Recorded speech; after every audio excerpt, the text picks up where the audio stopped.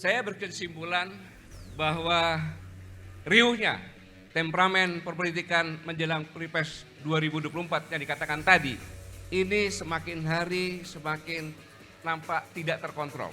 Karena setiap hari kita disuguhi sebuah sinetron. Sinetron berjudul keserakahan, kerakusan, saling serang, saling caci, saling maki antara politisi hanya dalam merebutkan jabatan dan kekuasaan yang sudah begitu tampak sangat vulgar, tanpa malu-malu, tanpa rasis sedikit pun. Saya yakin bahwa sinetron ini sangat memuakkan apabila saudara-saudara menyimak dari hari ke hari. Apalagi ditonton oleh kaum agamawan, ulama, pendeta, pastor, yang mereka semuanya selalu berpegang pada norma-norma ketuhanan Yang Maha Esa, norma-norma etika dan estetika.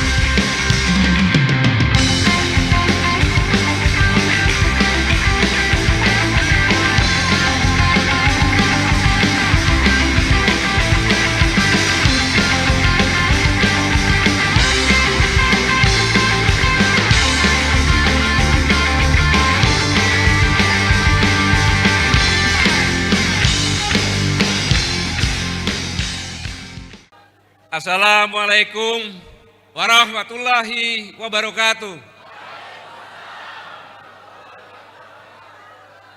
Bismillahirrahmanirrahim. Alhamdulillah wa syukurillah. Wala haula wala quwata illa billahil azim. Allahumma shalli ala sayyidina Muhammad wa ala ali sayyidina Muhammad. Saudara-saudaraku sekalian, saya mengajak kita bersyukur kehadirat Allah Subhanahu wa taala, Tuhan Yang Maha Esa, bahwa Allah lah yang merakkan hati kita sehingga kita berangkat dari rumah ke sini, dan Allah pula yang melindungi kita sehingga kita bisa sampai di sini, dan atas ridho Allah Subhanahu wa taala pula kita bisa bersilaturahim di sini. Semoga apa yang kita lakukan di sini sebagai iman dan takwa kepada Allah Subhanahu wa taala, Tuhan Yang Maha Esa.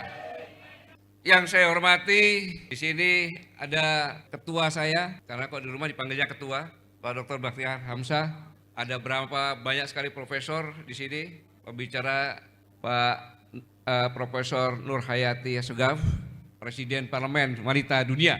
Ada Prof. Hafiz, para alim ulama, para tokoh-tokoh agama. Ada yang saya salut, beliau saya lupa namanya, tapi saya sebutnya Prof.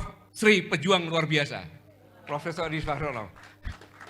Kalau sudah bicara kalah anak muda itu.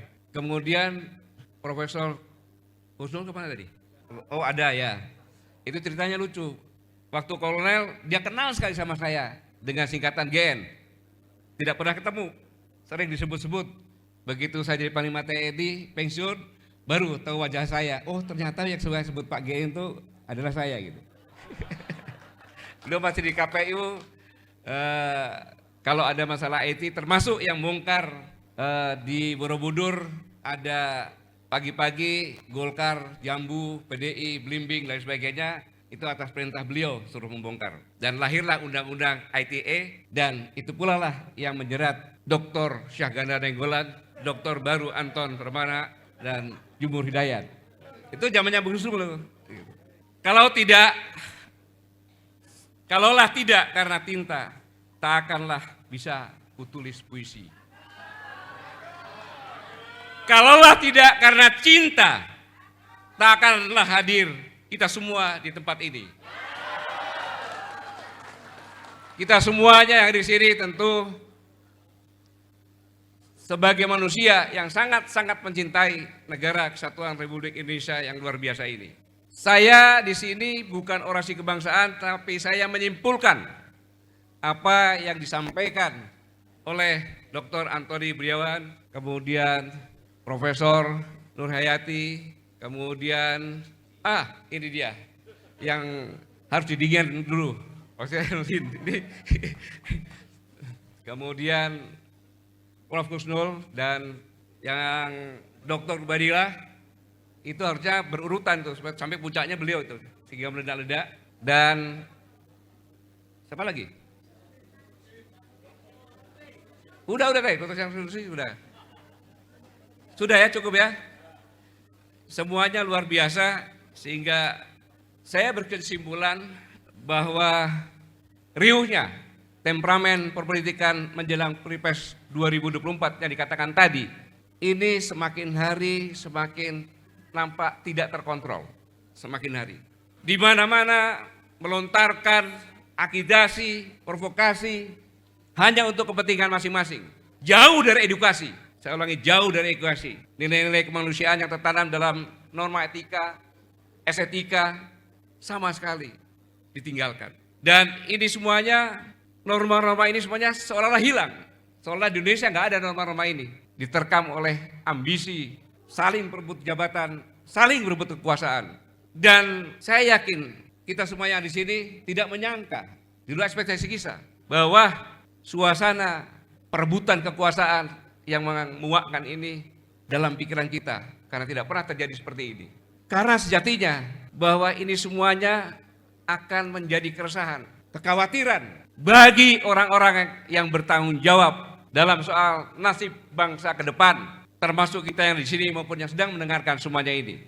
Karena setiap hari kita disuguhi sebuah sinetron. Sinetron berjudul keserakahan, kerakusan, saling serang, saling caci, saling maki antara politisi hanya dalam merebutkan jabatan dan kekuasaan yang sudah begitu tampak sangat vulgar, tanpa malu-malu, tanpa rasis sedikit pun. Sebenarnya mereka juga tidak sadar atau benar-benar sadar bahwa ini akan ditanggung oleh nasib bangsa dan negara ke depan. Saya yakin bahwa sinetron ini sangat memuakkan apabila saudara-saudara menyimak dari hari ke hari. Apalagi ditonton oleh kaum agamawan, ulama, pendeta, pastor, yang mereka semuanya selalu berpegang pada norma-norma ketuhanan Yang Maha Esa, norma-norma etika dan estetika. Dan tentunya kaum agamawan khawatir kalau ini dibiarkan akan merusak dan menghancurkan bangsa ini ke depan. Kenapa saya yakin hal ini? Karena kita pasti sudah sama-sama tahu bahwa kaum agamawan adalah memegang kuat, teguh nilai-nilai ketuhanan untuk membimbing kita semuanya. Dan seolah-olah tidak berbekas karena di semua media isinya hanya caci maki secara vulgar. Pertanyaannya adalah apakah para agamawan bisa nyaman hidup di negeri ini yang kondisinya seperti ini?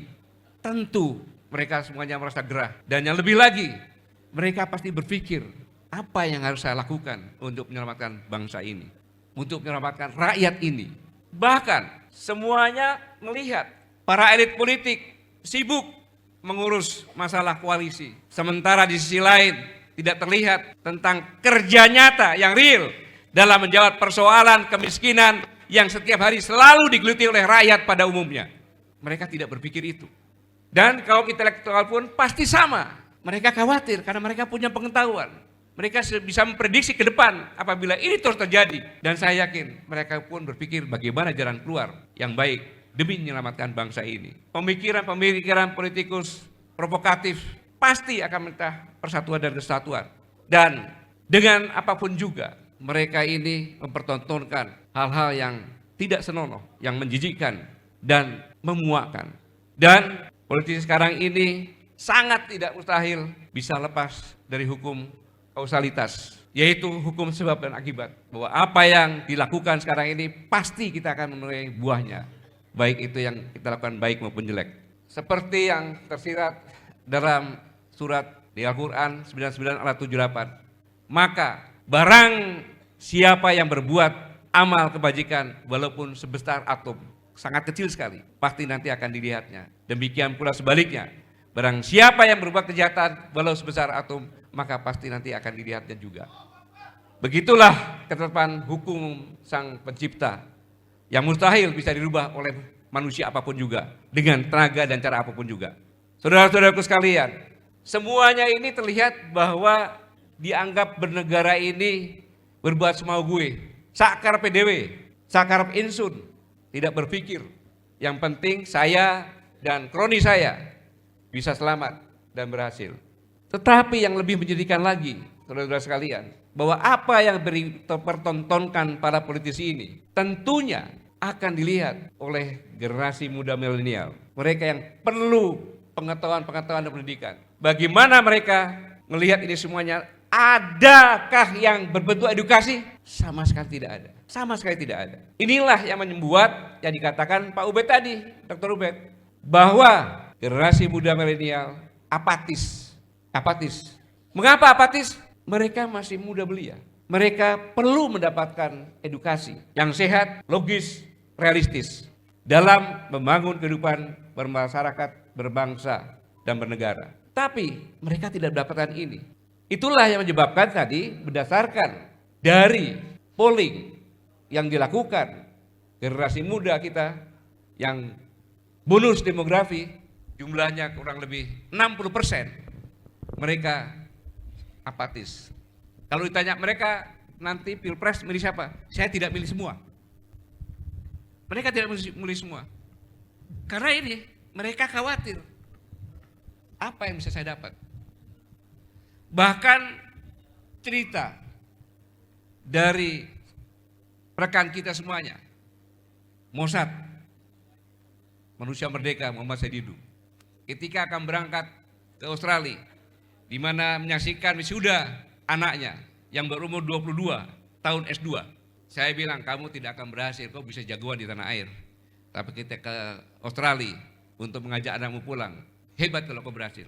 Dan ternyata dia lemah, dia tidak berhasil. Hanya karena pernyataan anaknya saja. Apakah kalau saya pulang ke Indonesia, saya bisa berkarir dan karir saya dihargai dan saya bisa bersaing dengan kemampuan profesionalisme yang saya ketekuni? Bapaknya tidak bisa menjawab dan akhirnya dia pulang sendiri ke sini. Dan ini bukan hanya satu, banyak. Mungkin dari sini semua yang punya anak susah dibawa pulang ke tanah air. Mengapa demikian saya katakan ini sangat berbahaya saudara-saudara?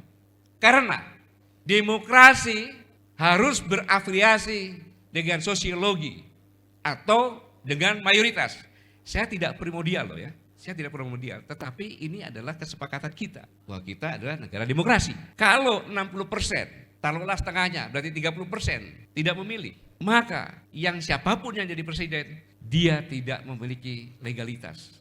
Maka demokrasi itu berafiliasi dengan mayoritas. Maka pemilihan presiden, gubernur, bupati semuanya 50+1 jadi mayoritas. Sama juga. Saya bicara bukan saya kampanye, saya bicara ini adalah teori. Ini adalah sebuah teori. Kita akan mengalami hal yang sulit. Karena demokrasi dimanapun di dunia, pasti antara rejim yang mengendalikan demokrasi itu bermasalah. Besar kecilnya tergantung disiplin atau tidak berdemokrasi.